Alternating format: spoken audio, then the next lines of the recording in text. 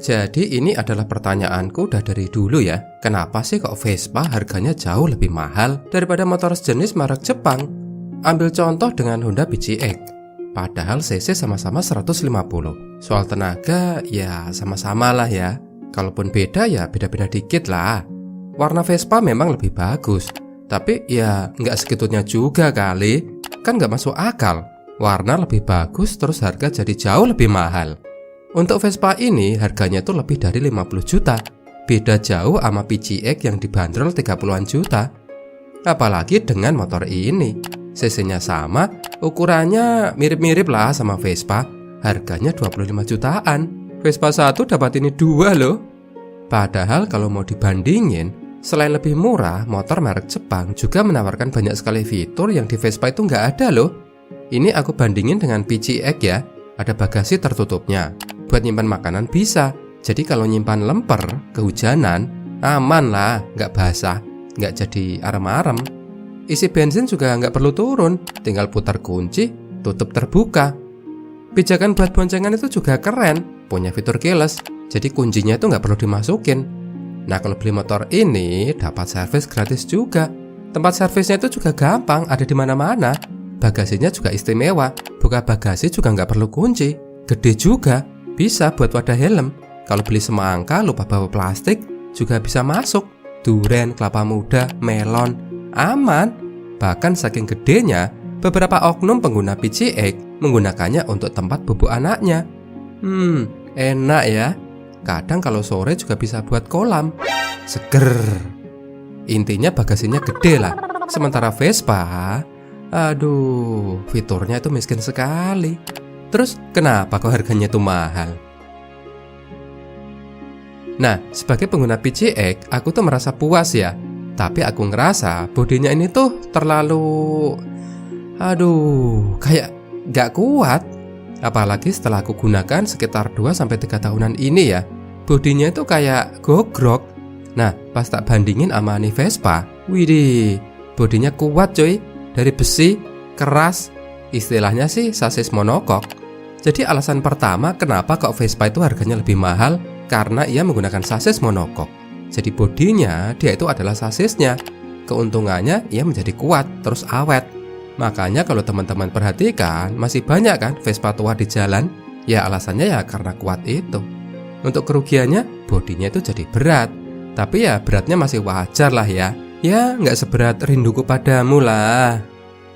Yang kedua alasan kenapa mahal, dan menurutku ini alasan yang paling kuat ya. Karena ya ini Vespa dengan bentuk dan mereknya. Menyukai desain itu memang subjektif ya. Ada orang yang suka dengan desain klasik dan ada orang yang suka dengan desain yang modern. Nah, Vespa yang sekarang itu kombinasi keduanya. Desain jadul tapi modern. Nah lo, gimana itu? Unik kan? Banyak orang yang memutuskan membeli Vespa ya gara-gara desainnya.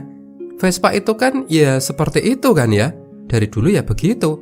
Bentuknya bulat-bulat, unik, lucu gimana gitu kan. Dan menurutku ya sangat susah untuk memodernisasi sebuah bentuk jadul menjadi modern. Tapi untuk Vespa ia berhasil melakukannya. Pabrikan lain demi memenuhi selera pasar membuat desain yang modern. Tapi bentuk motor lamanya kemudian ditinggalkan. Bahkan untuk Yamaha dan Honda banyak membuat desain baru, nama baru, jenis motor baru. Sehingga ketika orang bilang motor Honda, persepsi orang akan desain produknya itu bisa beragam. Karena ini Honda, ini juga Honda, dan ini pun Honda. Ciri khasnya apa coba? Sementara Vespa, ketika orang bilang Vespa, yang terbayang di benak orang ya motor yang seperti itu, yang bentuknya bulat-bulat, lucu, unik gitu kan. Merek Vespa yang baik juga mempengaruhi keputusan beli konsumen. Vespa dianggap motor yang eksklusif, unik, mendukung gaya hidup modern, dan membelinya, apalagi karena harganya tidak murah, menjadikan si pemilik merasa lebih bangga, eksklusif. Ini loh aku pakai Vespa. Motor kamu apaan? Motor sejuta umat, gak eksklusif.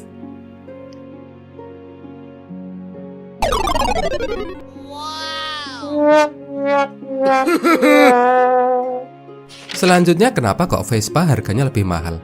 Karena beda. Ini agak aneh sih ya. Alasan kok karena beda. Tapi ya memang terjadi. Beberapa orang itu rela membeli sebuah barang dengan harga yang lebih mahal dengan alasan yang sederhana, karena barang itu nggak banyak dimiliki oleh orang. Orang-orang kan umumnya pakainya ya merek-merek motor Jepang kan, Honda Beat, Vario, PCX. Kalau Yamaha ada Mio, NMAX. Jadinya pas orang pakai Vespa, ya akan terlihat beda. Ya apalagi Vespa itu memang punya ciri khas desain yang kuat itu kan. Aku aja yang nggak paham banget soal model Vespa. Kalau aku lihat di jalan model yang seperti ini, aku langsung tahu kok kalau itu Vespa. Beda dengan Yamaha dan Honda. Kalau Honda mengeluarkan model baru, kadang aku itu masih salah duga loh kalau produk itu adalah produknya Honda. Begitu tak deketin, tak lihat lagi, ternyata Yamaha. Beda dengan Vespa. Dari jauh aja itu ya, dengan ciri khasnya yang kuat itu, orang langsung tahu kalau itu ya motor Vespa. Selanjutnya kenapa mahal? Karena CBU alias completely built up, diimpor secara utuh dari luar, dari Vietnam, yang otomatis kena tambahan biaya lain-lain, harganya jadi tambah mahal. Tapi dikutip dari CNN Indonesia, Piaggio pada tahun ini akan mulai memproduksi Vespa di Indonesia. Jadi mungkin ya harganya bisa jadi lebih murah. Ya meskipun nggak bakal semurah harga Honda Beat ya tentunya.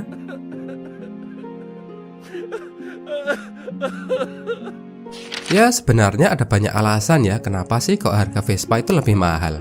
Tapi ada satu alasan yang menurutku unik. Temanku yang punya Vespa pernah tak tanya kan, kenapa sih kok kamu beli Vespa? Padahal kan harganya itu lebih mahal. Kenapa nggak beli PCX? Kenapa nggak beli NMAX?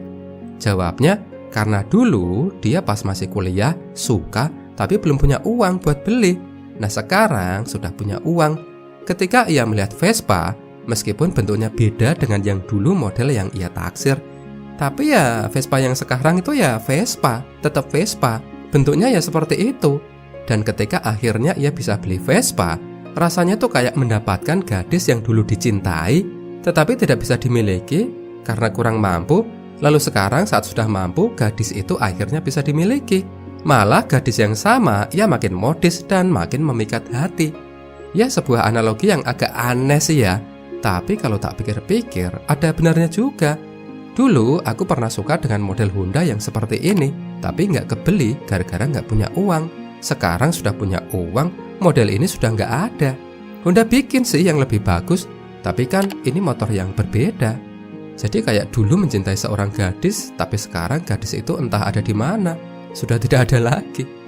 Dari cerita temanku tentang Vespa itu, ada hal menarik yang bisa aku pelajari sih.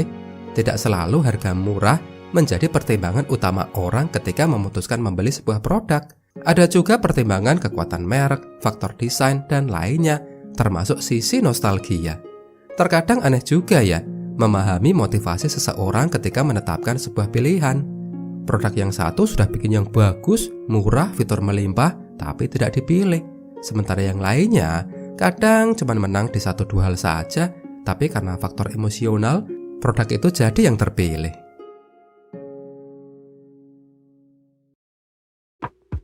Ya baik, demikian video yang bisa aku sampaikan. Semoga menghibur dan menambah pengetahuan. Klik like jika kalian suka, dan sampai jumpa di videoku selanjutnya ya teman-teman. Terima kasih.